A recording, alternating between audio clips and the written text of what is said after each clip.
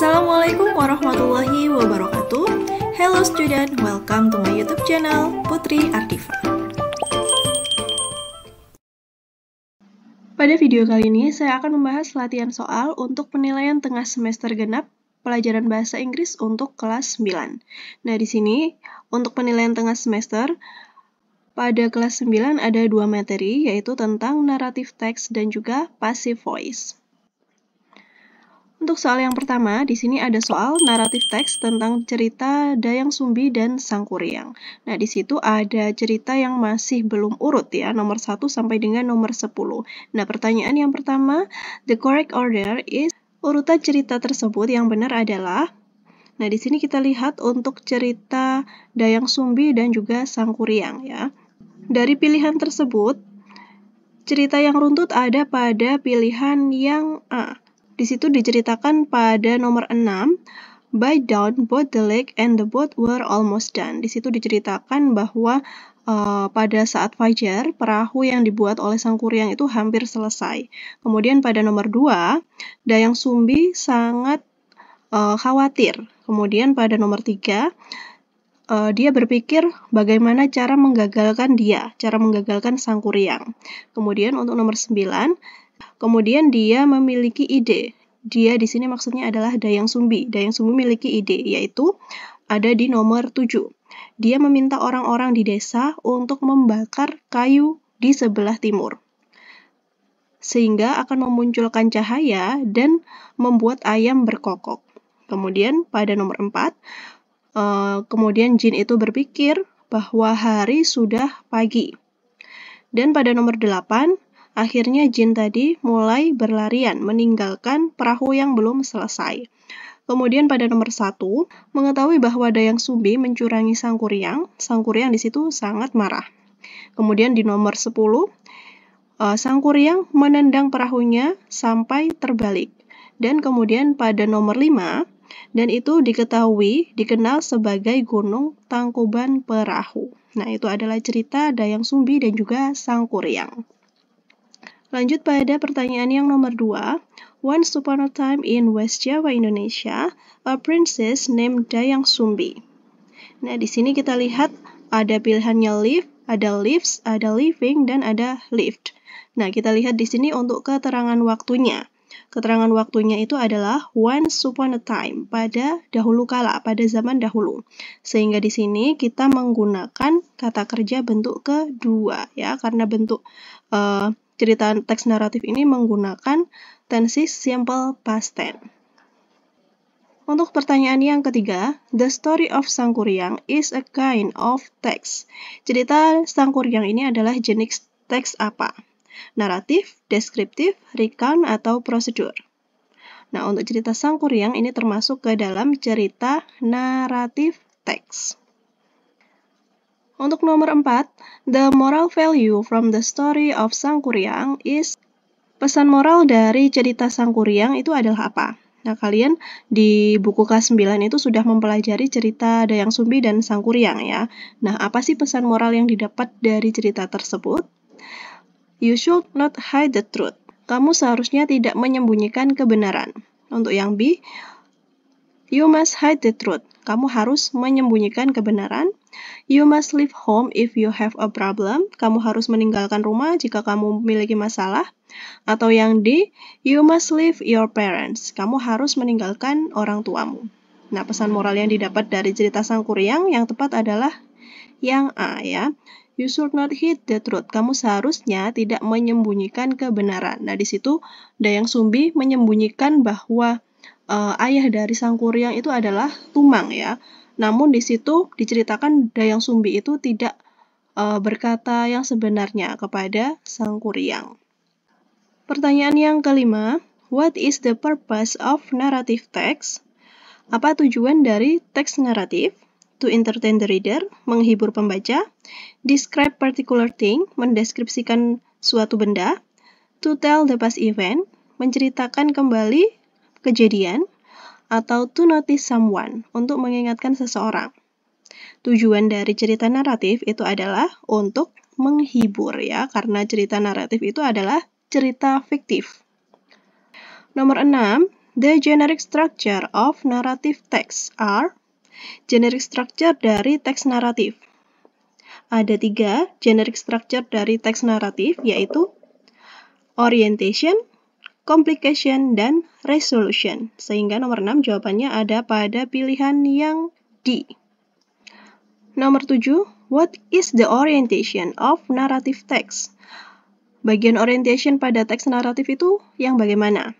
Orientation ini berada di awal ya, berada di awal paragraf. Nah, di situ diceritakan tentang pembukanya, pembuka cerita, yaitu opening paragraph where the characters of the story are introduced. Pembukaan paragraf di mana di situ, di orientation itu, diceritakan karakter atau tokoh dari cerita tersebut. Selanjutnya nomor 8, what is complication of the text? Nah, setelah orientation tadi adalah pembukanya ya. Nah, complication itu apa? Complication di sini berisi tentang masalah ya. Masalah yang dihadapi pada cerita tersebut oleh tokoh. Jawaban untuk nomor 8 yang tepat adalah yang A. Where the problems in the story develop. Ketika masalah itu muncul di cerita. Nomor 9, what is resolution of the text? Nah, kalau resolution itu apa? Kalau resolution itu adalah bagian dari penyelesaian masalah ya. Jadi nomor 9 jawaban yang tepat itu adalah yang B. Where the problems in the story is solved. Di mana masalah yang ada pada cerita itu diselesaikan. Untuk nomor 10, these are kind of narrative text except. Nah, di sini ada except ya, kecuali. Ini adalah jenis teks naratif kecuali. Di sini ada folklore. Folklore ini adalah cerita rakyat. Kemudian ada fairy tale. Fairy tale ini adalah cerita dongeng. Kemudian ada poem. Poem ini adalah syair. Dan ada legend atau legenda. Nah, yang bukan termasuk dalam teks naratif adalah ya yang C ya, poem. Untuk nomor 11, which one is fairy tale? Nah, cerita berikut ini yang mana yang termasuk cerita dongeng? Nah, untuk gambar A ini adalah cerita kura-kura dan kelinci. Kemudian pilihan B ini ada cerita Malin Kundang Anak Durhaka. Untuk pilihan yang C ini ada cerita Snow White. Untuk pilihan yang D ini ada cerita Hercules. Nah, kalau cerita dongeng itu ada pada pilihan yang mana? Ya, ada pada jawaban yang C, yaitu cerita Snow White. Ini termasuk ke dalam cerita dongeng ya. Selanjutnya, which one is legend? Manakah berikut ini yang merupakan cerita legenda? Untuk gambar A ini asal-usul Danau Toba. Untuk gambar yang B ini adalah Cinderella, gambar yang C ini adalah Little Mermaid, dan pilihan yang D ini adalah kura-kura dan kelinci. Nah, kalau cerita legenda ada pada pilihan yang A ya, asal-usul Danau Toba. Untuk nomor 13, narrative writing tells a story to the reader. Nah, untuk nomor 13 ini sama dengan soal yang sebelumnya ya. Tujuan dari cerita naratif untuk apa? Tujuannya yaitu untuk menghibur, to entertain. Berikutnya untuk soal nomor 14. Di situ diceritakan ada 2 ekor ayam jantan yang bertarung untuk menjadi raja di peternakan tersebut. Kemudian mereka bertarung untuk menjadi penguasa peternakan. Ayam jantan yang kalah akhirnya bersembunyi. Dan ayam jantan yang menang terbang tinggi dan mengepakkan sayapnya dan berkokok sekeras-kerasnya. Namun tiba-tiba burung elang datang dan menghampiri ayam jantan yang terbang tinggi tadi dan menerkamnya dengan cakarnya. Ayam jantan yang kalah kemudian keluar dari persembunyiannya menguasai peternakan tersebut. Nah, untuk pertanyaan nomor 14, what can we learn from the story? Apa yang dapat kita pelajari dari cerita tersebut? There is always a bigger enemy in this life. Selalu ada musuh yang lebih besar di hidup kita. Your friend can be your enemy. Temanmu bisa menjadi musuhmu. Always grab an opportunity before you. Raihlah kesempatan yang ada di depanmu. Atau yang D, don't be cocky when we have achieved our goal. Jangan sombong ketika kita mencapai tujuan kita. Nah, pelajaran yang kita dapat dari cerita tersebut adalah yang D ya. Jangan sombong ketika kita mendapatkan apa yang kita raih. Seperti cerita di atas tadi, ayam jantan yang menang dia sudah merasa sombong ya. Dia dapat terbang tinggi, kemudian berkokok keras, mengepakkan sayapnya. Namun tiba-tiba di situ dia ditangkap oleh seekor burung elang, sehingga tidak dapat lagi menguasai peternakan. Selanjutnya untuk nomor 15, di sini juga terdapat cerita ya. Pertanyaannya sama, what can we learn from the story? Apa pelajaran yang dapat kita ambil dari cerita tersebut? Cerita untuk soal nomor 15 ini adalah 4 ekor kelinci ya, yang bernama Flopsy, Mopsy, Cottontail, dan Peter. Pada suatu pagi, mereka diperbolehkan bermain di luar oleh ibu mereka. Namun ibunya mengingatkan bahwa jangan pergi ke kebun Pak Gregor karena ayah mereka mengalami kecelakaan di sana. Kemudian Flopsy, Mopsy, Cottontail adalah 3 kelinci yang baik. Mereka pergi untuk mengambil blackberry. Tetapi Peter sangat nakal. Dia berlari mengunjungi kebun Pak Gregor. Dia memakan selada, kacang, dan lobak. Tiba-tiba dia bertemu dengan Tuan Gregor. Peter sangat ketakutan dan bergegas pergi secepatnya. Dia kehilangan sepasang sepatu dan jaket saat dia berlari. Peter tidak pernah berhenti berlari sampai dia tiba di rumah. Ketika sampai di rumah, dia sakit karena sangat lelah dan dia harus minum obat. Sementara itu, 3 saudara yang lainnya makan roti, makanan ringan, dan blackberry untuk makan malam. Nah, cerita yang dapat kita ambil dari cerita di atas yaitu mematuhi perintah orang tua ya. And we will get the best for our life. Patuhi perintah orang tua dan kita akan mendapatkan kebaikan di hidup kita. Nah, di situ tadi kan ceritanya Peter itu tidak patuh dengan apa yang dikatakan ibunya. Dia tetap pergi ke kebun Pak Gregor sehingga dia mengalami kecelakaan. Untuk nomor 16, nah di sini ada passive voice ya. Diana kicked by Anton last night. Ada was, were, is, dan are. Nah, kita lihat di sini untuk keterangan waktunya. Keterangan waktunya di sini adalah last night. Nah, last night kan berarti tadi malam ya. Sehingga kalimat ini adalah kalimat dengan tenses simple past tense.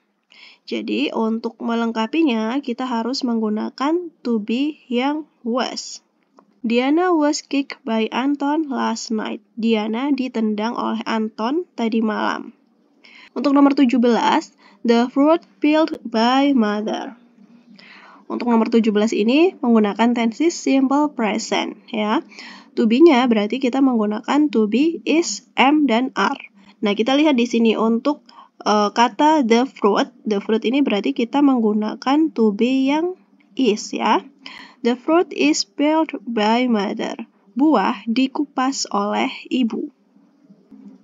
Nomor 18, the floor cleaned by Andy yesterday. Kita lihat keterangan waktunya di sini adalah yesterday, kemarin ya. Jadi di sini kita menggunakan yang was. The floor was cleaned by Andy. Lantai dibersihkan oleh Andy kemarin. Nah, nomor 18 ini menggunakan tenses simple past tense. Nomor 19, this book by Auntie last year. Kita lihat di sini last year berarti tahun lalu. Tahun lalu berarti kita menggunakan tenses simple past tense ya. The book berarti to be-nya adalah was. Kemudian untuk write, verb ketiganya adalah written. Berarti jawaban untuk nomor 19 adalah yang C. Was written. Nomor 20, the house by my wife every day. Nah, kita lihat di sini keterangan waktunya ya. Keterangan waktunya adalah every day, setiap hari. Jadi ini adalah simple present tense. The house is cleaned by my wife every day. Rumah dibersihkan oleh istriku setiap hari. Nomor 21, the case by Ufu yesterday. Kita lihat di sini keterangan waktunya adalah yesterday, kemarin. Sehingga nanti di sini kita menggunakan tenses simple past. Kemudian untuk bendanya, the case di sini bendanya banyak ya. Jadi kita menggunakan to be yang were. Nah, kita lihat di sini untuk were ada pada pilihan yang D ya. Mengapa kita menggunakan were?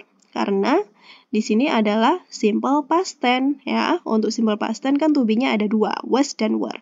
Nah, kalau bendanya banyak, case, jadi kita menggunakan yang were, oke? Untuk nomor 22, a cinema is a place where films. Bioskop adalah tempat di mana film ditayangkan ya. Nah, kalau ini berarti kita menggunakan simple present ya. Simple present kita menggunakan to be yang is, am, dan are. Nah, kita lihat di sini untuk films. Films berarti kan jamak ya. Sehingga untuk nomor 22 ini kita jawabannya ada pada pilihan yang C, are showing. 23, a car by her last Sunday. Nah, di sini keterangan waktunya adalah last Sunday, minggu lalu. Kemudian kata kerjanya adalah by. Kata kerja by ini verb 3-nya adalah bought ya. Nah, antara A dan B. Nah, kita lihat di sini. Kita menggunakan yang was atau yang were. Kita lihat bendanya ya. A car. A car berarti sebuah mobil. Berarti tunggal ya. Jadi, kita menggunakan yang was. A car was bought by her last Sunday. Sebuah mobil dibeli olehnya minggu lalu. 24. The radio always listened by my father after working. Oke, di sini kita lihat kata yang ada di dalam kurung ini always listen. Radio selalu didengar oleh ayahku setelah bekerja. Kalau ada kata always, berarti menandakan bahwa ini adalah tenses simple present. Kegiatannya rutin dilakukan sehari-hari ya.